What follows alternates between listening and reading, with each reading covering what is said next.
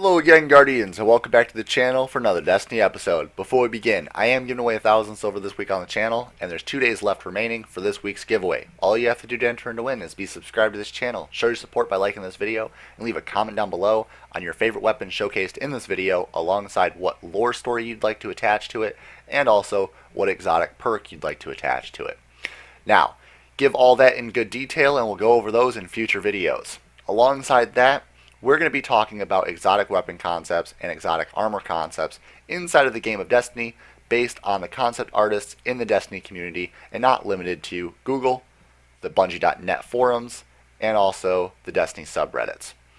Now, the very first artist we're going to discuss in this video is Julian Beauregard. She's created 5 awesome exotic concepts, and those exotic concepts were actually featured and proposed to Bungie's community themselves, and also proposed to Bungie and their design team. Hopefully adding these into the game later in the future, but we're not too sure. Hey, she is an automotive designer, and she liked Destiny so much she created these designs and sent them to Bungie to get them added. Now, if they are added in the future, that'd be absolutely incredible, but alongside this, maybe Julian is actually working for Bungie right now. We're not too sure. We don't have any news on that. There's no comments left on our art station, but let's get right into the first exotic. Lightning Strike. Now, Lightning Strike is a really interesting design. It's an awesome design, making it definitely viable to be an exotic. It's unlike anything we've seen before. Alongside that, it looks similar to a scout rifle. It's got a elongated barrel design, meaning that it's going to not really be good to be a pulse rifle. Alongside that, it's got a scope on it that would resemble a pulse rifle or a scout rifle. Then we've got a Warmind Rasputin logo on the side of it, meaning that the lore is going to have to be based around Rasputin in some way. It also says Hard War on the side of it. Now, this would also probably fall in hand with Hard Light in some way, not too sure on how, but it might have an ability. I would say the exotic perk with the arc damage in the middle of it. There's arc energy, obviously, right in the center of this gun. If it's got arc energy, I would actually prefer this gun since it would be a scout rifle most likely. If you got precision hits on it, and you got a certain number of precision hits in a row, then the final round fired from the chamber would be arc damage. I think that would be very useful, but not too overpowered, because Crucible, within that many shots, you might already have the Guardian dead, so the arc damage wouldn't matter. But say you kill somebody and you have that arc round, you might be able to fire that arc round at an enemy in Crucible, the final round at an enemy in Crucible, and do a significant number of damage, but then your perk would go away, so you'd have to fire the rest of the rounds to try to kill that enemy. Alongside that, this perk would be very useful for bosses in the raid. I would actually prefer using this for a raid weapon moreover than anything else. So very useful. Also, the lore you guys can come up with down in the comment section, but the lore would have to be based somewhat around Rasputin. Moving on to the next gun is the Hemdale Back. Now, the Hemdale Back is designed more of a Crota weapon. It looks very Hive-ish, but it's very sleek in design. It's very shiny and polished, and that's not something we're pretty accustomed to inside of Hive weapons. We're used to jagged edges, weird shapes, and a bunch of dents and craters in the gun. This does not have that. This is actually a very slimmed down version of what would be a Hive weapon. And since it did come out as a 310 light level, it would be more recommended to year 2, meaning it'd be really cool to have some lore based on this weapon where you took the word of Crota from Crota himself, brought it to Oryx, his father, and actually turned the word of Crota into this weapon.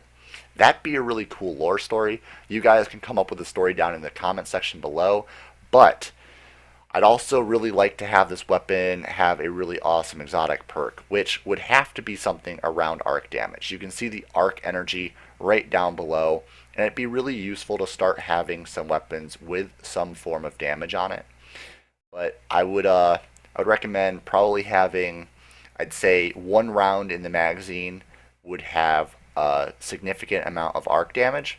That'd be something really cool, a really interesting perk we haven't seen in the past, and it'd be a really cool exotic perk for a hand cannon. So Guardians, moving on to the next weapon is the gun acronymed GUN, Guardian Unity Nemesis. This is a big gun. It's a huge gun, so it would have to fall in the category of a heavy weapon. Now, if you look at the design very carefully, it kind of resembles a fusion rifle almost, because it does have a coil on the back, it does have a coil down the center of the barrel, and it's interesting. It's kind of designed like a elongated fusion rifle, kind of like the Sleeper Simulant. So, with that being said, if this obviously has solar damage, then what perk for the exotic perk would make it different from the Sleeper Simulant so this gun could be added into the game? Leave a comment down below, let me know what your ideas are, but it cannot reflect off of walls. That's what the Sleeper Simulant does, and with that being said, this cannot reflect off of walls. Maybe the rounds explode, maybe the rounds or the fusion rifle is actually an electromagnetic projectile that fires from the gun that does explode, something along those lines. Something that's completely different and bizarre than the Sleeper Simulant so it can be added to the game. Next up, the lore behind this weapon. I'm going to give you guys a hard time on this. First off, the barrel, the very end of the barrel, has a bunch of line notches which mean nothing, so don't worry about that. There's no words there. Alongside that, the logo on the grip or the foregrip of the gun that you would hold is something we've never seen before. It's kind of like a tiki design almost. So what faction or what foundry would this actually even come from? Alongside that, we have some words down on the stock of the barrel, but I can't read those. They're really small, really hard to see. So we can't read those, so we don't really have much information to go off from.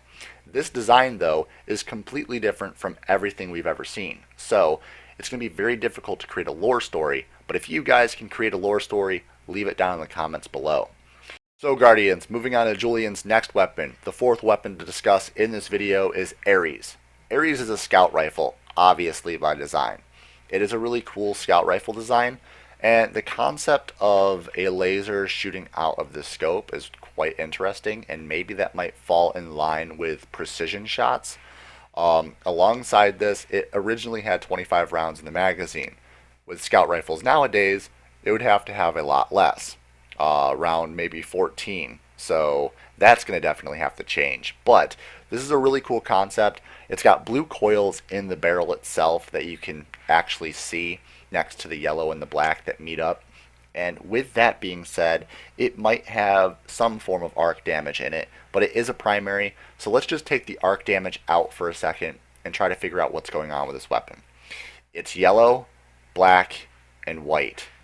And if we think back to any weapon in the series that might have this similar design to it, what foundry can we come up with? Well, honestly, I think this falls into the same foundry as what Suros or Dato would be. Now, Suros created the Suros regime. Dato created Jade Rabbit. Now, Jade Rabbit is already a scout rifle, so let's take away the Jade Rabbit really quick and take away Dato and say this is a part of the Suros foundry.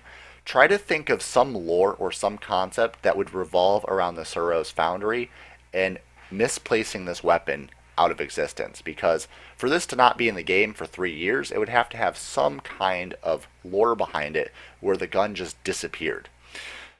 With that being said, let's move on to the fifth concept design, which is going to be the Predator. Now, the Predator is a really cool design. I like this design. It's a really awesome leather-laid hand cannon. The hand cannon is awesome in itself. It's got a really cool blue coil that obviously has these arc rounds inside of it. And yes, we cannot have arc damage, but what if you could add some form of arc damage to the weapon with the exotic perk? I really like that idea. I like that idea. It would be really useful coming into Destiny 2 for the primary weapons that are exotic to have some damage to their gun as long as you got the perk to proc.